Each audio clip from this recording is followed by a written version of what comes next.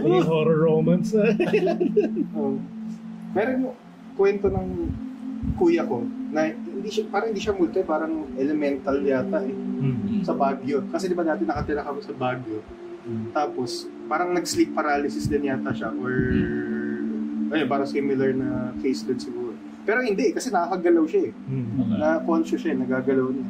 Ito, clear, ano yung kuya ko, agnostic or parang hindi siya religious talaga.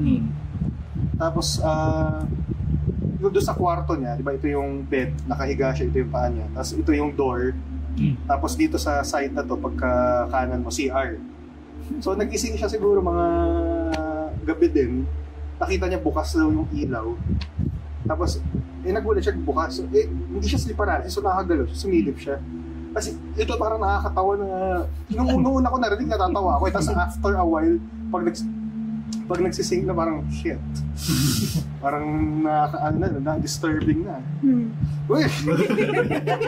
Tapos, ayun, nung sumilip siya, meron, isa McDonald's, si Grimace. So nakakita siya na parang bundok na figure ng Grimace. Chocolate Hills na parang bilog yung eyes, pero pula yung mata. Tapos wala daw arms. Yung diretso nakadikit sa katawan. So parang gumagano.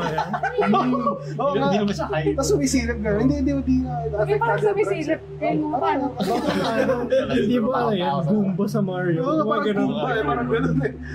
So natawa ako yung una. Tapos sabi, hindi nga seryoso gumagano siya. Tapos yun, gumanon daw siya. Nagtago siya sa sheets ng kumot niya. Kasi nakaka-shit talaga. Tapos pagkasilip niya, nandun pa rin. Nakatingin pa rin. Tapos pagkagano niya ulit, tapos hindi na siya umalis. Tapos nakatulog na siya.